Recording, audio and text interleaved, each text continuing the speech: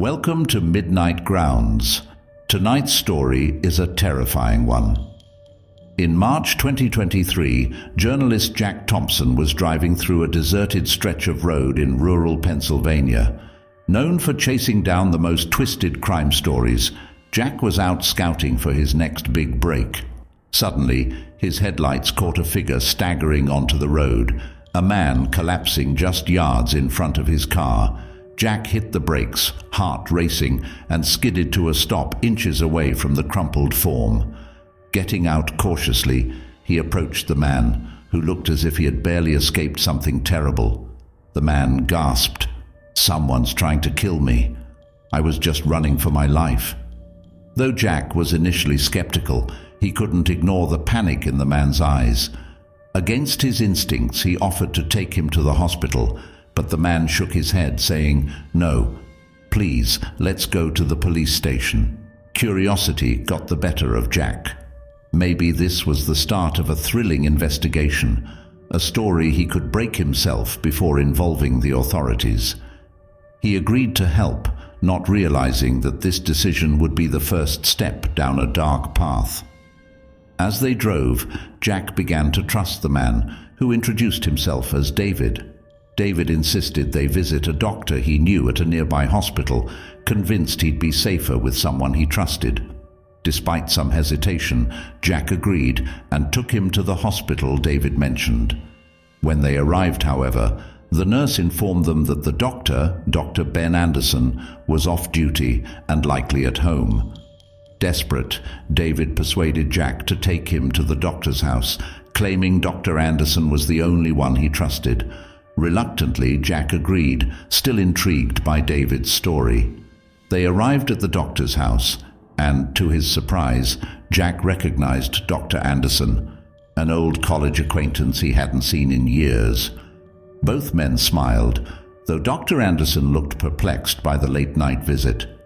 Inside, Jack explained the situation, describing how he'd found David in the road. Dr. Anderson listened closely, but his confusion only grew. "I don't remember ever meeting you," he said, glancing at David with suspicion.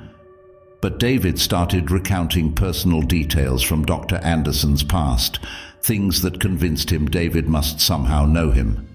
Trying to be a good host, Dr. Anderson offered to make tea, but David interrupted, "No, please, let me handle it. Just show me where everything is." Though uneasy, Dr. Anderson showed him the kitchen, then stepped back out to talk to Jack. In the kitchen, David turned on the gas, closing all the windows and sealing the room. After a few minutes, he called out, "Doctor, could you come in here? The lighter isn't working." Dr. Anderson walked back into the kitchen, not noticing the strong smell of gas until he was already holding the lighter David had left out. As he flicked it on, the gas ignited in a flash, and the room erupted in flames. Jack, in shock, managed to escape the burning house with David, his mind spinning from the horror he had just witnessed. He quickly called the police and fire department, but by the time they arrived, it was too late. Still reeling, Jack got back into his car with David, desperate to make sense of what had just happened. They drove through the night, Jack trying to process the situation.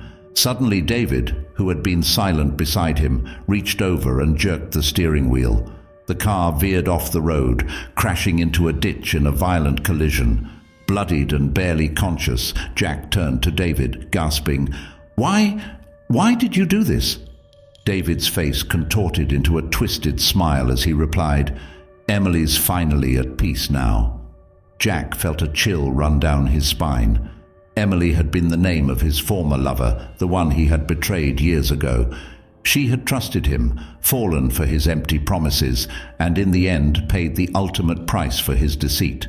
She had wanted nothing more than for him to love her, and he had shattered her life without remorse.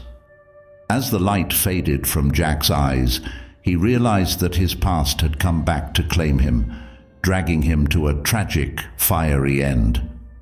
Thank you for joining us on Midnight Grounds. If you enjoyed this story, don't forget to like, share, and subscribe for more tales that haunt the night. Until next time, stay curious. and stay safe.